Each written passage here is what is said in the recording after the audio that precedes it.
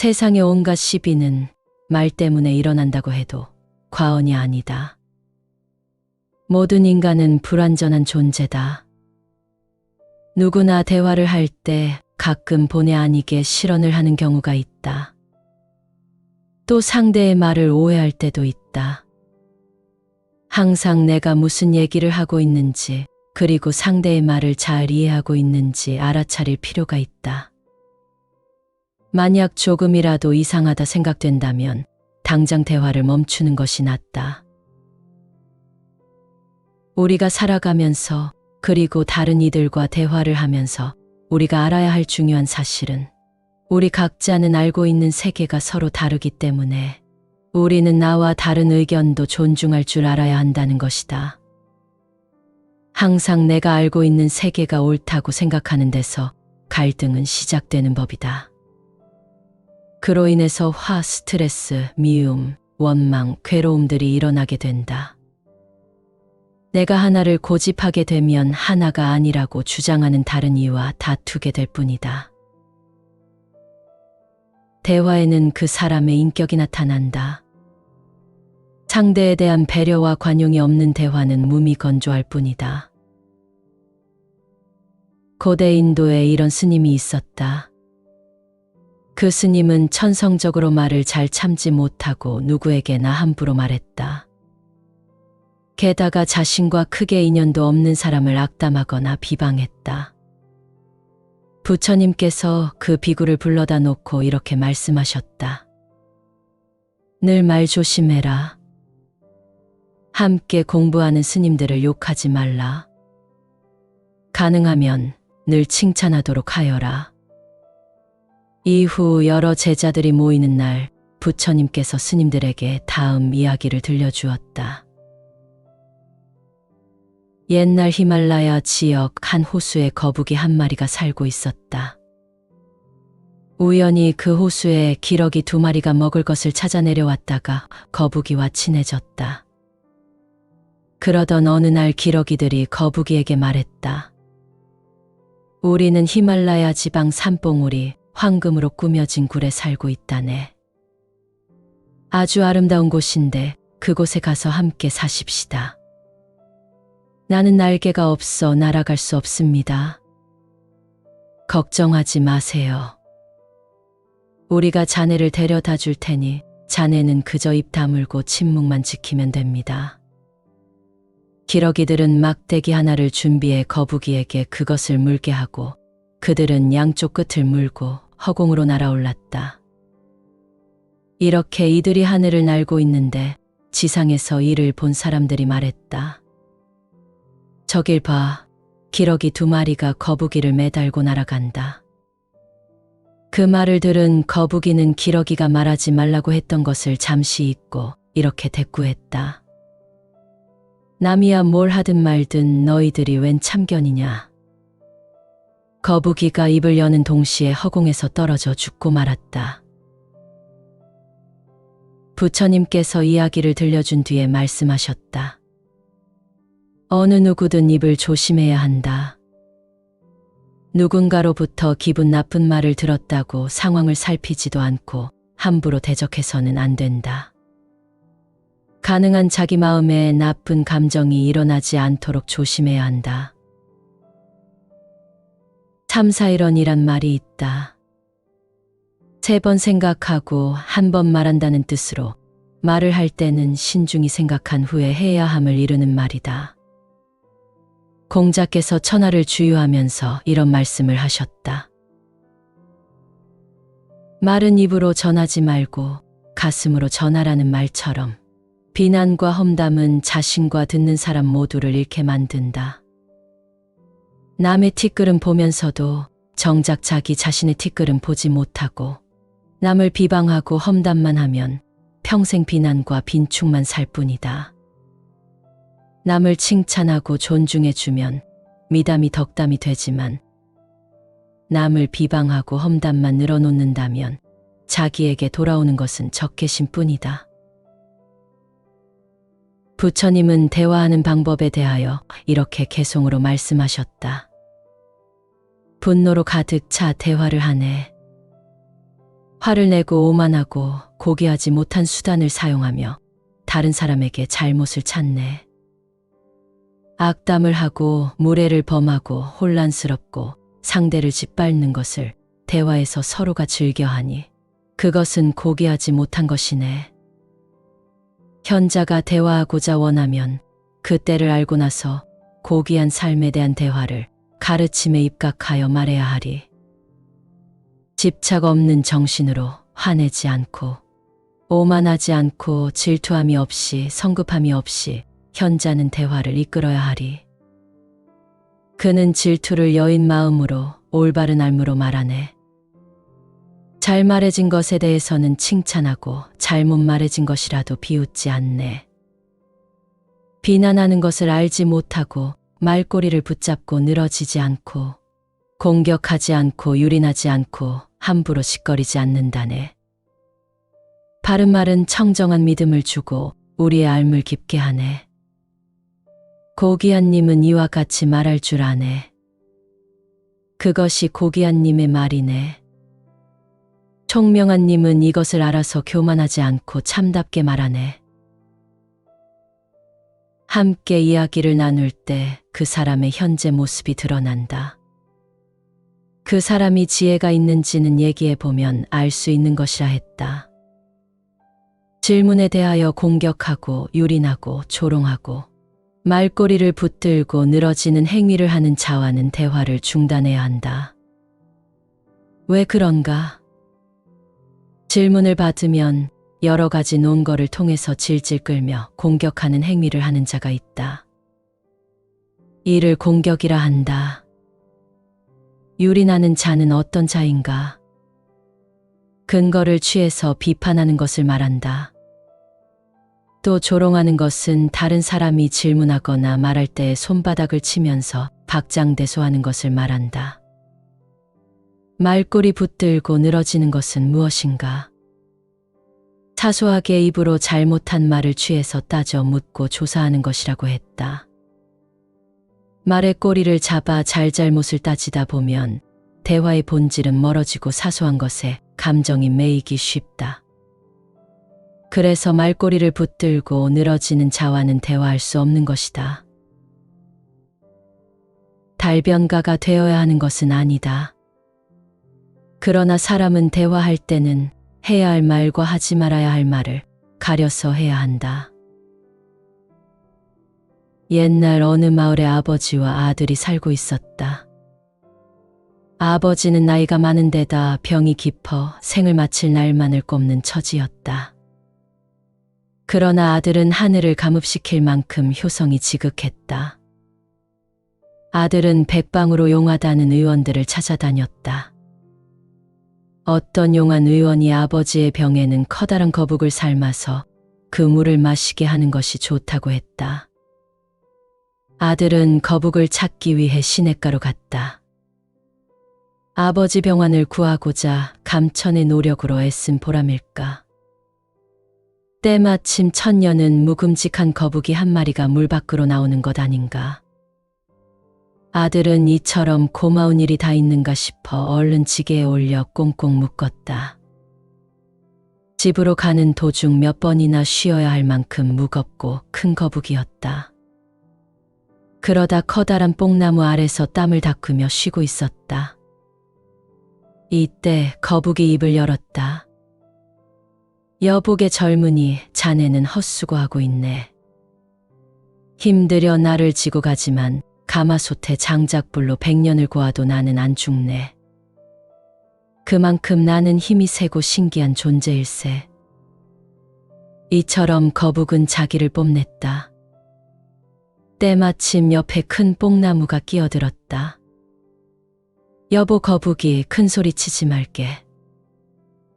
나를 베어다 자네를 고아도 안 죽는단 말인가. 내가 장작불이 되면 못 끓이는 것이 없으니 자네는 당장 죽게 될 걸세. 아들은 서로 으스대는 이 둘의 모습을 무심히 듣고 집으로 갔다. 그러고는 거북을 삶았다. 그랬더니 아닌 게 아니라 가마솥에 백날을 고아도 거북은 천연스레 웃고만 있는 게 아닌가. 문득 뽕나무가 생각났다. 해서 아들은 당장 뽕나무를 잘라와 거북을 다렸다. 그러자 거북은 이내 죽고 그 물로 아버지 병을 낫게 했다. 헛된 참견, 부질없는 객기나 만용을 경계하라는 이야기이다. 뽕나무는 쓸데없이 자기를 과시하다가 자기 목숨을 재촉한 것이다. 흔히 대화를 잘 하려면 뛰어난 화술이 있어야 하는 것으로 생각한다. 그러나 대화를 잘하는 가장 큰 비법은 잘 듣는 것이다. 이건 역시 자비심을 바탕으로 한다. 경청은 상대만을 위한 것이 아니라 나를 위한 대화의 기술이기도 하다. 우리는 남의 말을 들으면서도 자신은 딴 생각을 하고 있거나 상대방의 말을 자신의 구미에 맞추어 이리저리 재어가면서 자신의 잣대로 판단하려고 한다. 이것은 들어도 듣는 것이 아니다. 부처님께서는 경청의 고수였다. 상대방이 말을 하면 중간에 자르거나 끼어들지 않고 끝까지 잘 들어주셨다. 그저 듣기만 하는 것을 경청이라고 하지 않는다. 경청이란 상대방에 대한 관심이기도 하며 상대방을 존중하고 인정해 준다는 몸짓이기도 하다. 상대방이 말할 때 딴 생각하지 않고 그의 말에 흠뻑 빠지는 것이 바로 경청이다. 부처님께서는 당신이 현재 잘 듣고 있는 중이며 또한 잘 들었다는 것을 항상 표현하셨다. 누군가가 와서 긴 질문을 하면 그 내용을 요약하여 다시 물음으로써 제대로 들었는가를 확인하셨다고 한다.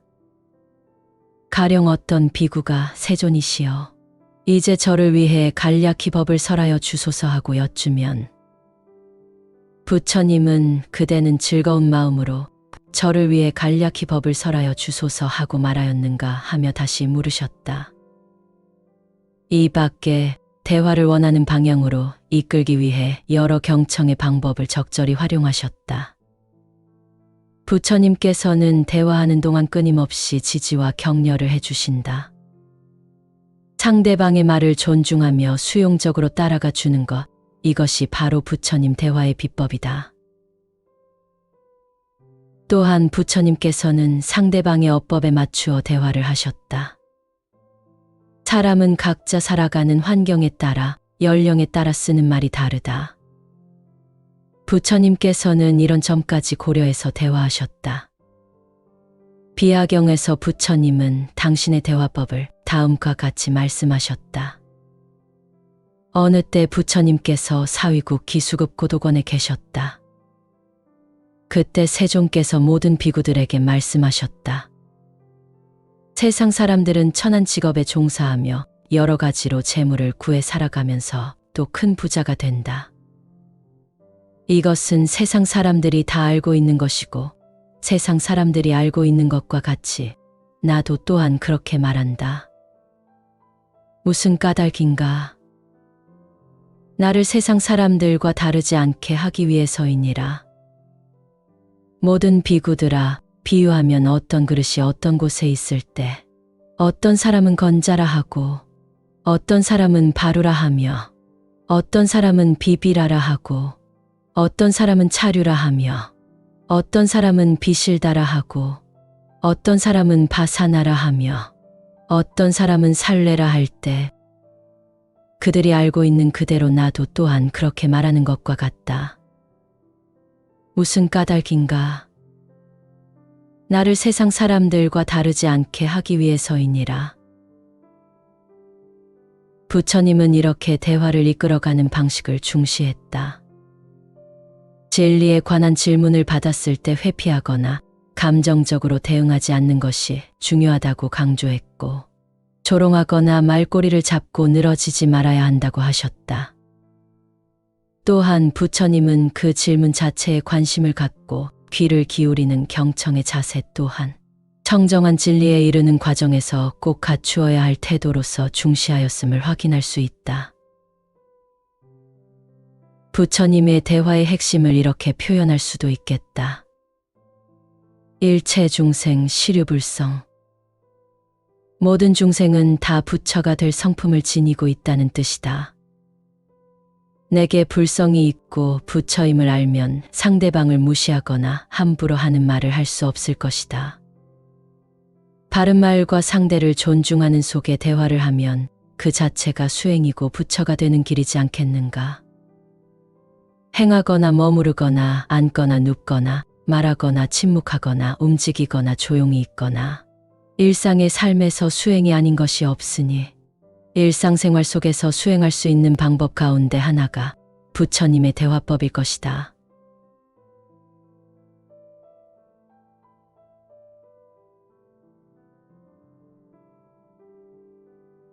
세상의 온갖 시비는 말 때문에 일어난다고 해도 과언이 아니다.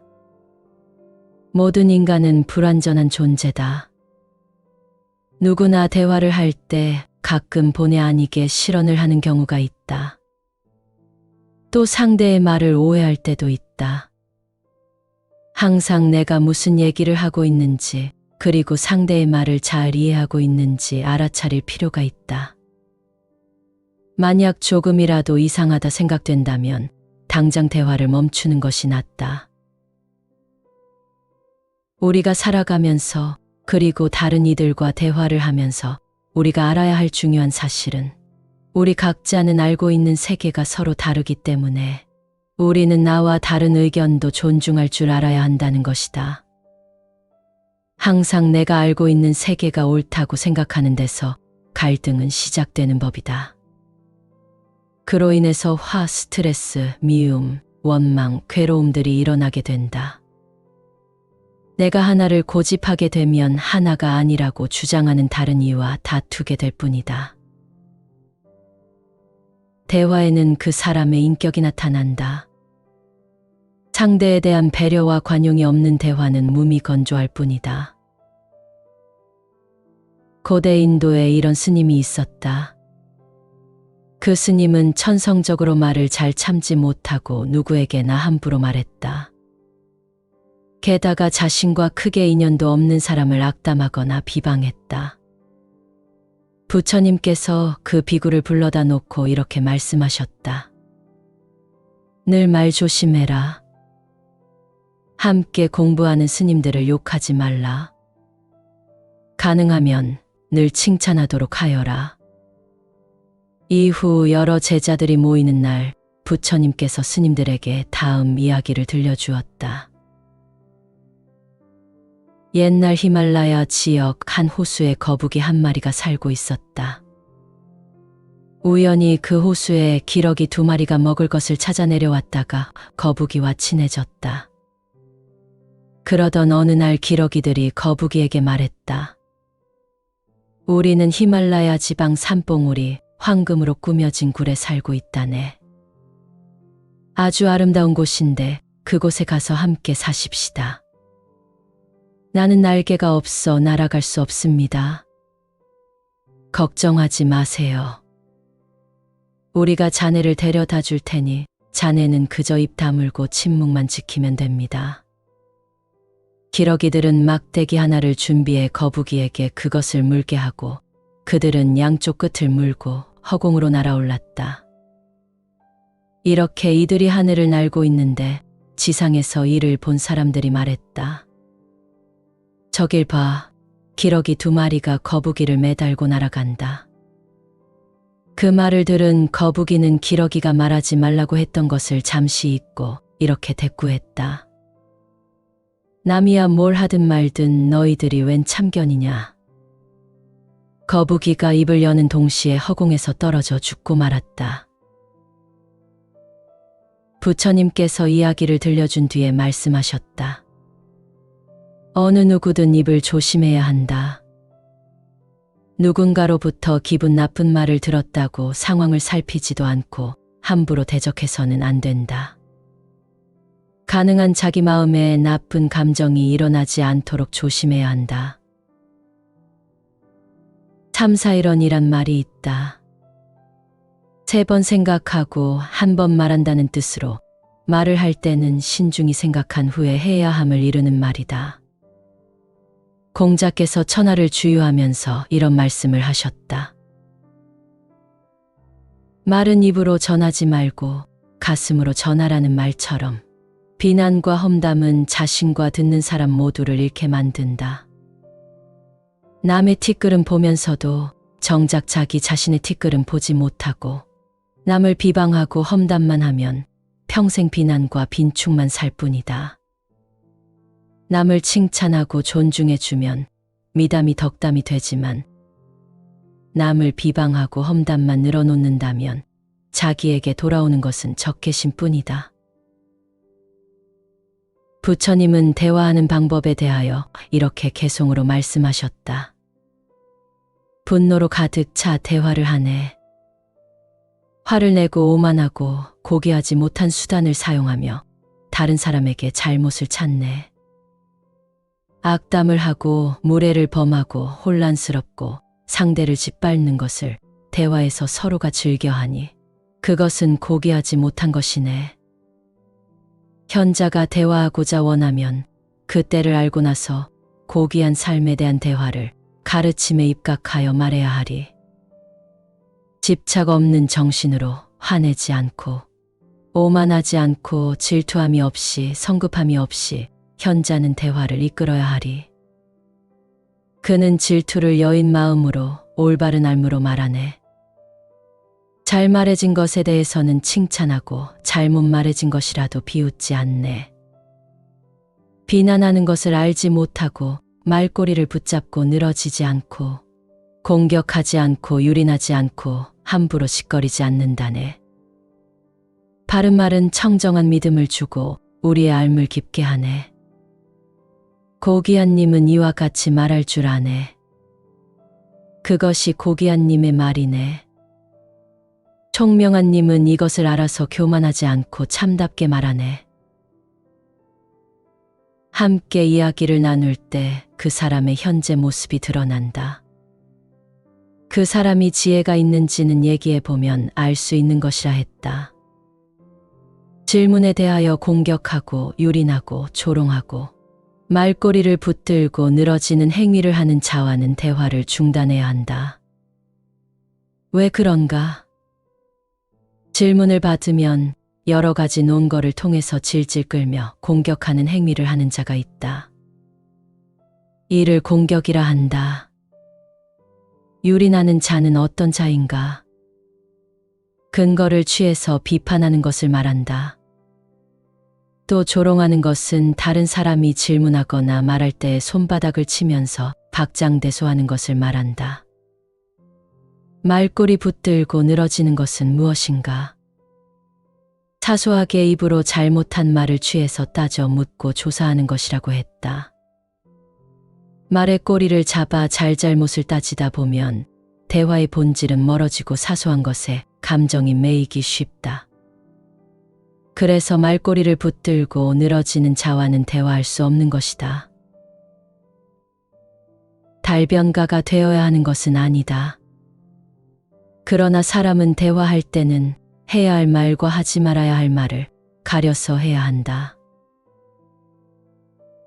옛날 어느 마을에 아버지와 아들이 살고 있었다. 아버지는 나이가 많은 데다 병이 깊어 생을 마칠 날만을 꼽는 처지였다. 그러나 아들은 하늘을 감읍시킬 만큼 효성이 지극했다.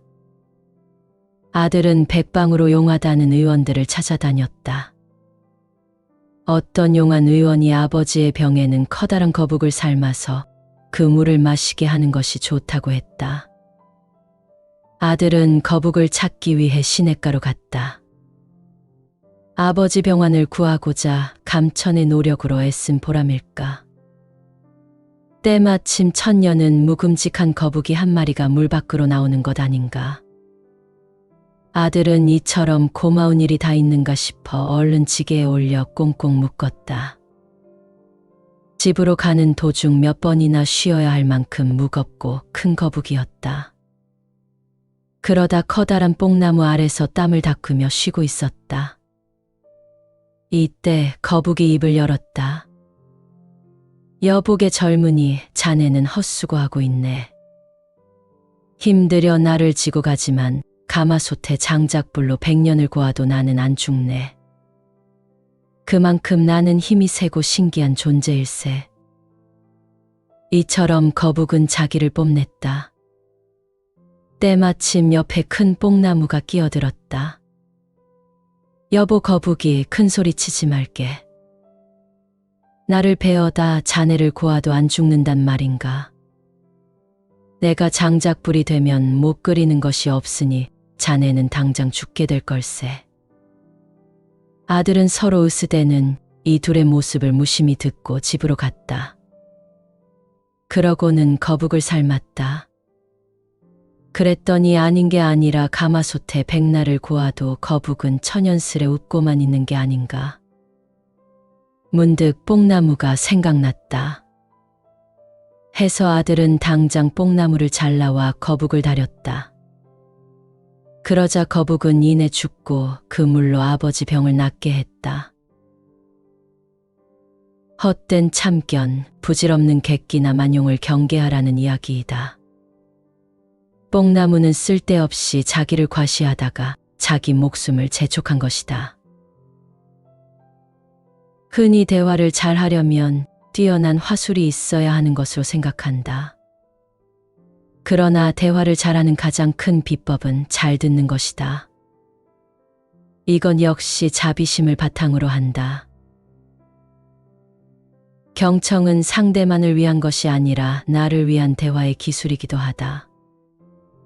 우리는 남의 말을 들으면서도 자신은 딴 생각을 하고 있거나 상대방의 말을 자신의 구미에 맞추어 이리저리 재어가면서 자신의 잣대로 판단하려고 한다.